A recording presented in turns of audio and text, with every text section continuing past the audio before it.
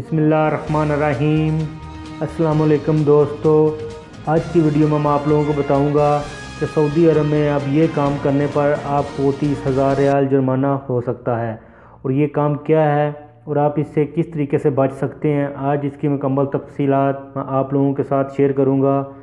Video start करने से पहले आप लोगों से दरख्वास्त है कि वीडियो को लाइक और शेयर ज़रूर करें ताकि इन्फॉर्मेशन ज़्यादा लोगों तक पहुँच सके।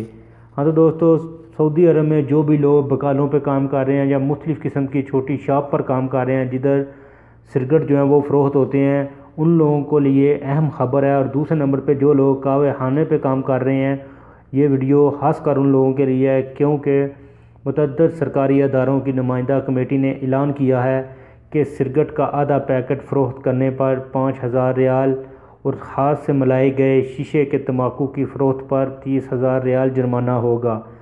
कमेटी के एहलकारों ने जद्दा शहर की दुकानों और कहवा खानों पर छापे मारे। मक्का अखबार की रिपोर्ट के मुताबिक कमेटी में वजारत सेहत, अमन आमा और जद्दा म्यूनसिपैलिटी के नुमाइंदे शामिल थे। कमेटी ने तमाम दुकानों पर पाबंदी लगाई है कि वो अपने बोर्ड सफ़ेद और स्याह दो रंगों में तैयार कराएं।